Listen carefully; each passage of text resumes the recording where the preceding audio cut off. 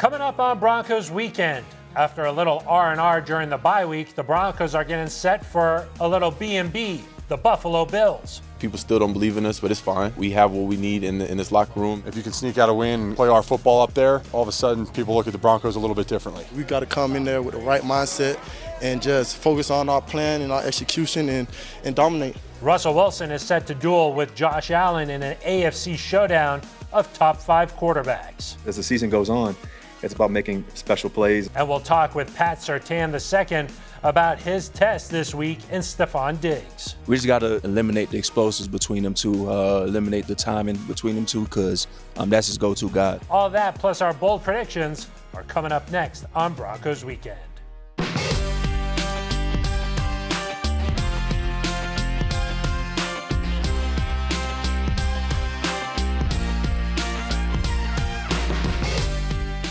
Hello, and thank you for joining us here on Broncos Weekend. I am Phil Milani, alongside the Hall of Famer Steve Atwater and Super Bowl 50 champ Ryan Harris. We are getting you ready for kickoff against the Buffalo Bills, and our main story this week is, Steve, what's at stake for the Broncos on Monday night?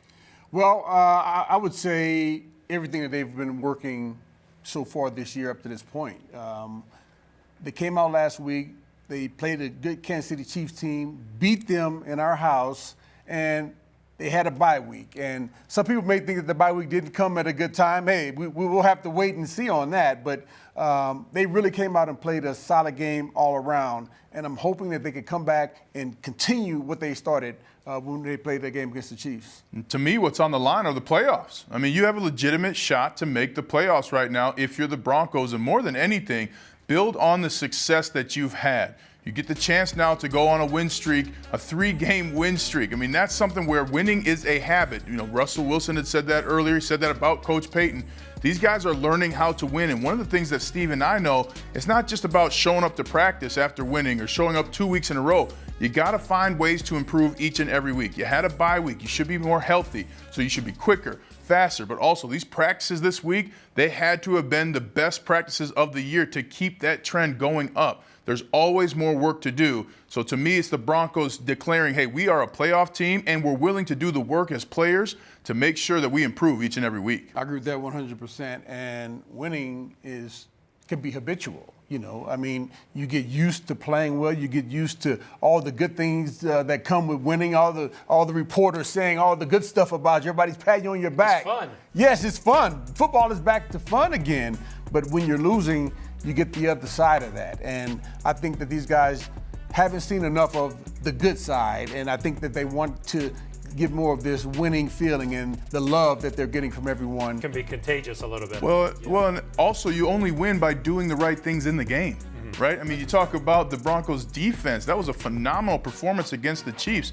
Can you do it again? You know, and now as a player, you have yourself on film against Patrick Mahomes and against some other quarterbacks in this league doing good things. So it's, yes, about the practice and the feeling and the communication, but it's also remembering what it takes to win and how much focus it takes through 4 quarters. Yeah, and you talk about making a statement. I mean, back-to-back weeks, wins against the Chiefs and then a win against the Bills, that would be sending a statement throughout the rest of the league. Like, hey, these are 2 of the top teams for the past couple of years here. So here's what the Broncos head coach had to say about the big Monday night matchup.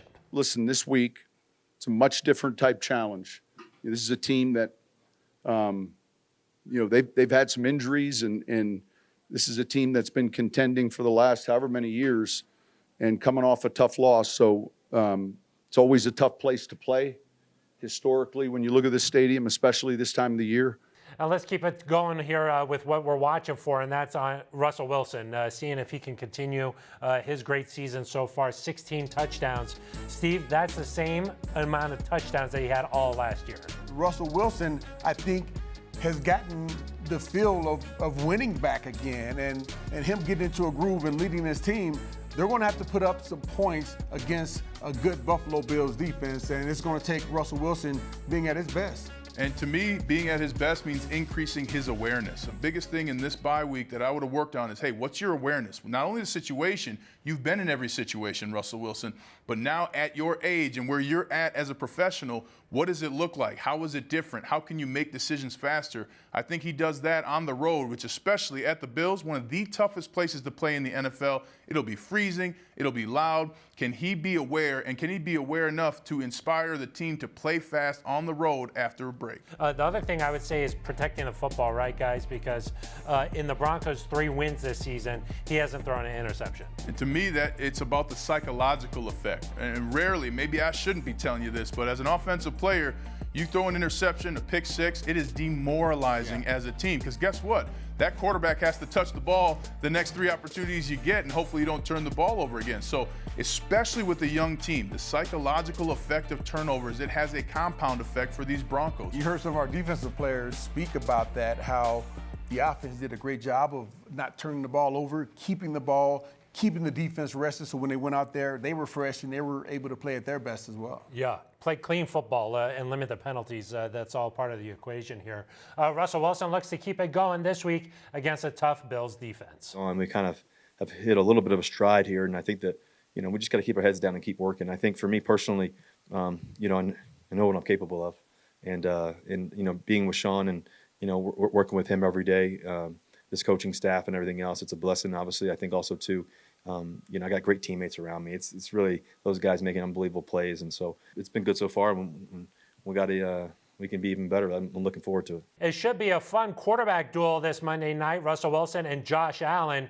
Allen once again playing at an elite level and getting it done through the air and on the ground. For more, here's Denver 7's Troy Rank with our matchup of the game. The Broncos returned from their bye week rested and recovered and full of confidence, as they should be. They've won 2 straight games against the Packers and Chiefs. Now the challenge gets even steeper at Buffalo on Monday night against Josh Allen. And listen, the Bills are desperate. They're 5-4. Like the Broncos, they're out of the playoff picture right now, and they were picked to be a Super Bowl contender. So they will play with urgency. And I think that could be a good thing for the Broncos, and here's why. Josh Allen, if you haven't learned, is the Buffalo Bills offense. It reminds me of, Kelly Leak from Bad News Bears, where you throw a shutout, hit a home run, and then jump your motorcycle over the fence. That's basically what the Bills asked Josh Allen to do. Be our leading rusher, throw about 4 touchdown passes, make every key play, but what it does, it leaves him vulnerable in the red zone, and that's where the Broncos come in. No team has been better defensively in the red zone over the last 5 weeks than your Denver Broncos. In the last 16 attempts in the red zone by opponents, only 3 touchdowns. That is remarkable. You could say that's an anomaly. I will say no, because of who they've played. 2 of those games were against the Kansas City Chiefs. The best team in the AFC. In 8 trips into the red zone against the Broncos, the Chiefs had exactly 1 touchdown. And this is where the key becomes for the Broncos. Josh Allen, he has more turnovers than a bakery when he gets into the red zone. The guy takes too many chances. I love Josh Allen, the way he plays, his bravado, his toughness, but he will put the ball in harm's way. Do you realize over the last 2 years, he has 30 turnovers in the red zone? Led the league last year with 19. This year he ranks 2nd in the league with 11. So the key for the Broncos, if they're going to win this game and win on the road, you have to turn the Bills over, and 1 or 2 of those have to occur in the red zone. Josh Allen is going to give them a chance. Will the Broncos be able to capitalize? If they do, this could be their biggest win of the season. Thank you very much, Troy. It's time for our first break. When we come back, we look back at a travel nightmare that ended up well for the Broncos in our memorable matchup. Plus, our key stats features the Battle of the Shawns. That's next on Broncos Weekend. The snowstorm left the Broncos stranded in Denver when they needed to get to Buffalo. We have people getting picked up in snowmobiles, tractors, guys walking a mile in 3 feet of snow, just barely getting here. To handle that adversity and get there, say at 12 o'clock, 1 o'clock in the morning, and still find a way to win the football game said a lot about the character of our football team. Our memorable matchup this week is from 1997. Planes, trains, and snowmobiles for the Broncos. Denver beat the Bills 23-20 in overtime thanks to a Jason Elam field goal. Our key stat this week is the Sean Showdown. Sean Payton is 7-6 all-time versus Sean McDermott as a head coach or coordinator. 10 of those matchups coming when McDermott was the Panthers' defensive coordinator and Payton was a Saints head coach. And Payton's offenses are averaging nearly 30 points per game against McDermott's defenses. Welcome back here on Broncos Weekend. I'm Phil Milani alongside Steve Atwater and Ryan Harris. Steve, you remember that travel nightmare, huh? Yes, I do. I remember it. We were late getting out on the airplane. It was snow everywhere. And when we were boarding the plane, people were lined up. We had to actually go outside to get on the plane. And people were lined up looking like this is maybe your last flight. And I was like, oh, man, it was a little bit scary to get on that flight. But because no other planes were going out that night. But they cleared the plane off and made sure it was all defrosted and everything. And we made it there. And you got the win in overtime. So yes, made it worth it. Let's talk about how familiar these two coaches are with each other. Ryan, what do you expect when Sean Payton knows Sean McDermott so well, and they coach opposite ends of the ball too? Well, number one, Sean McDermott's going to get his team ready for a trick play or something off schedule because he's played Sean Payton so much. Somebody you've gone against a lot, you know their tendencies. Okay, maybe Sean Payton's doing a couple of other things here with the Broncos, but I know when it's 3rd and 7 and the game's on the line, he's going to go to this play. Those are the kinds of things that you can build after facing someone for so long. Some of us in the NFL have what we call the little black book, where we'd write down against coaches and players things that happen. So you could flip back and say, okay, this is what Steve Atwater does well. This is what we took advantage of him on. And at the end of the day, coaches don't play. Sometimes you got to tell coaches that. But coaches don't play. This is going to be on the players and executing the game plan. Yeah, and coaches, I think, have battles as well because they want to have a winning record against different coaches. So when they get together, we're like, hey, I like you, but I got you. I won. I beat you more games than you beat me. And it's always a competition. And these coaches know each other very well from having played each other so many times. And hopefully there aren't too many tendencies that we've given away or that Sean Payton has had when he was in New Orleans. And hopefully he got more from watching Sean McDermott than Sean McDermott got from watching him. Yeah, a good battle, a Sean Showdown this Monday. Guys, let's get our bold predictions. Steve, let's start with you. Bold prediction. Right now, the Bills are averaging, 26.7 points per game. Woo. Almost 27 points per game. And I'm saying the Denver Broncos defense is going to hold them to 17 points. I love it. And I'm along with you, Steve, because I got 2 interceptions by the defense. The turnover thing is real here with the Broncos. It is a vibe. A lot of players are on it. Some spectacular turnovers in the last game and finish in the last game. So give me 2 turnovers by the Broncos defense, Phil. Let's go, Justin Simmons. Let's go, baby. Yeah. And also Pat Surtain. That's right. He's going to have his hands full against Stephon Diggs. 100%. Diggs leads the NFL with 70 receptions this season. He's the only NFL player who has at least 6 catches in every game this year. So that's going to be a fun matchup to watch this Monday night. And Surtain is with our Sidney Jones just outside the locker room. Thanks, Phil. We're checking in here with cornerback Pat Surtain. Pat, coming off the bye week here, how you feeling? Nice and relaxed, refreshed? Yeah, I'm feeling very refreshed. Coming off the bye, had some days to myself, had some days to chill, and I'm excited to be back out here with the fellas. I know head coach Sean Payton, he said earlier this week that he spent some time this bye week self-scouting, looking back at the first half of the season here. Were you able to do that at all?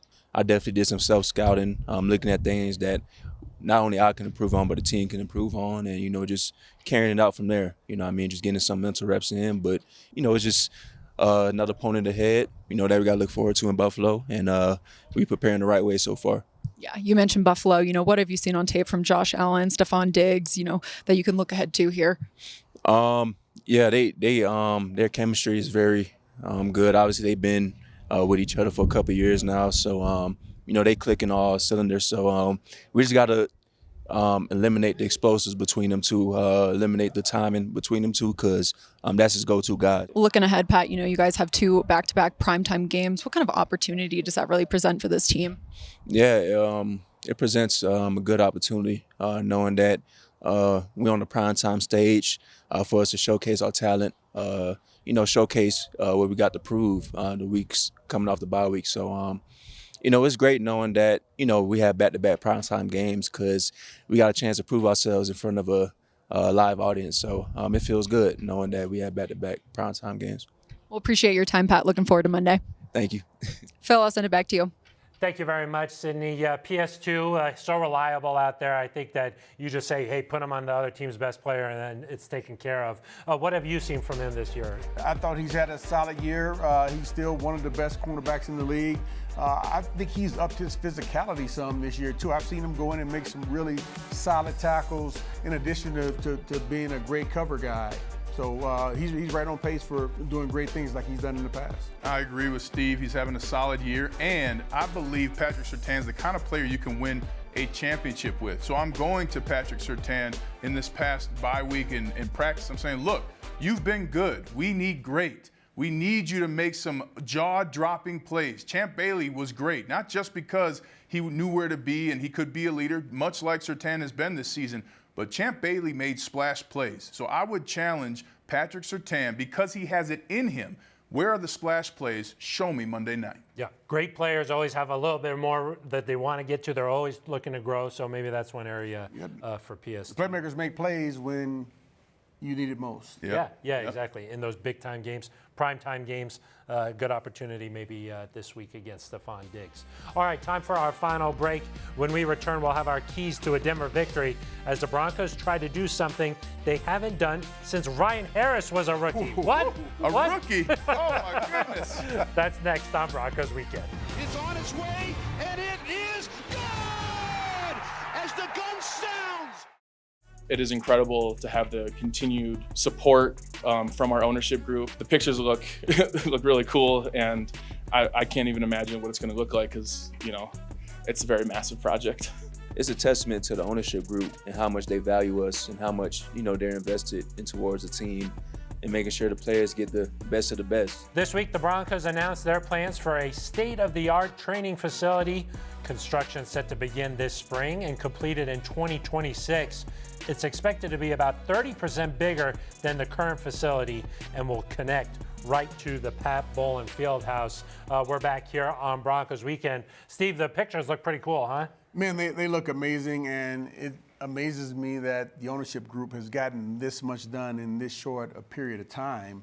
And they're not messing around. They've shown the players, Broncos country, us, they've shown everyone that they're fully invested in this organization and this team, and that they're going to do everything they can for this to be the best organization in the NFL. I think it's a phenomenal thing to do, and the message to the players when you say we're building you a new facility. I mean, a Super Bowl was won here in the last decade in this facility, but to come in and say we're building a new facility, you're going to be able to park underground. I mean, how cool is that? Are you Batman now? It's such a total message to your team that not only are you going to do the business things to be successful, but as an ownership group, the success comes from the players. In today's world, different than Steve and I's, there's salt pods where you can soak in there for an hour. You got, smoothie stations. You got chefs, all these things that are high level now. And now you're telling the players, you're going to get that too. And also, there are going to be expectations. Look at how we invested in you as a player. We want to see you play your best. Yeah, I know that they have like the players' whole day in mind. Like how far do they have to walk to all these different places, the weight room, back to the field, all this kind of stuff. So the future is exciting. But let's get back to this week's game for a second here. Let's go over to Sydney Jones, who has our fantasy focus.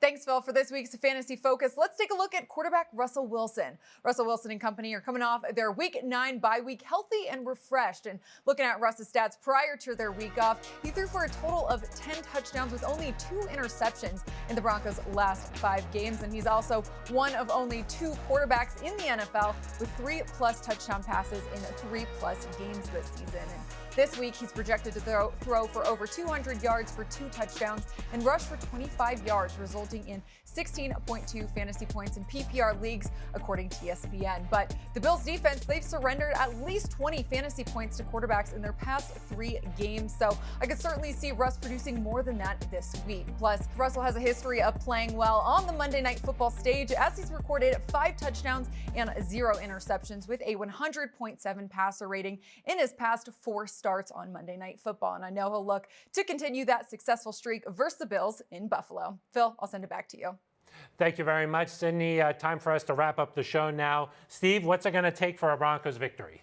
One, I think offensively, we're going to have to do just like we did against Kansas City Chiefs. Offense is going to have to control the clock, going to have an effective run game. And on the defensive side of the ball, we got to bring the heat. Just like we did last week against the Chiefs, we got to be physical. On both sides of the ball, we got to be physical.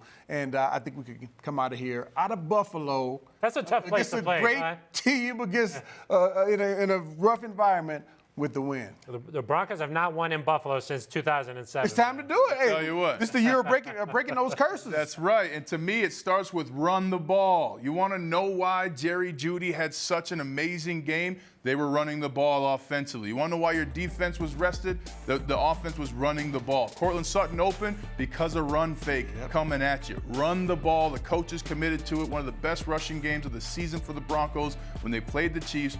Run the ball. Keep your defense energetic. And like Steve said, defensively, do it again. Prove it's not a fluke. Get multiple people involved in the turnover game and come out of that place with a victory.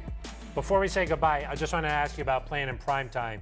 The Broncos have not been very good on the road in primetime recently. What's the key to Ryan playing on the road in primetime? Less is more. I mean, so many times coaches, and Steve knows this, we got an extra day. We're going to give you 3 extra hours of film study as a team. Coach, we know what we're doing, so less is more. Right? When you get in those primetime games, it's about staying hydrated, making sure you're well rested, and then when it's time to go, you're going to be staying up a little later. Go ahead and exercise that ability to perform at a high level in the evening, something us parents have a struggle with each and every day.